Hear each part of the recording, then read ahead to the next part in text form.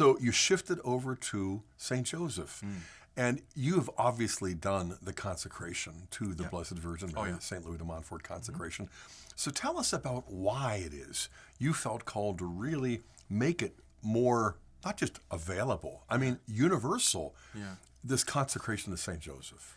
Yeah, so I think it probably comes from just my being a priest now for 17 years and back up a few years. So about when I was ordained for about 14, I just was hearing so many people coming up to me, whether it was in confession, of course, or just counseling, spiritual direction, and saying, Father, I really have problems in my family. We're about to get a divorce, or I've had a divorce, or I come from a wounded family. And I saw so much of it having to deal with, not exclusively, but in a big way, with fathers.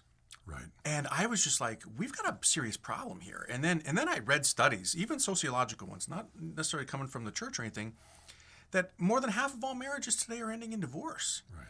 I come from that situation myself, growing up. And so I was like, man, we could use a father right now. And who do we go to? It was a no-brainer. Right. We've got to go to Joseph. And so that's when I was like, but how, right? How do we do this? I mean, it's one thing to write a book, but how do I make it so that it's a book that you read, but also a book that you do? There's an application. And then it dawned on me in prayer. I was like, I wonder if in some place in Poland or Croatia, some priest has already come up with a consecration to St. Joseph type thing that parallels St. Louis de Montfort's. Right. So I made a lot of phone calls. You and I know a lot of people around the world. And so I called my friends and I said, hey, does this exist in your country?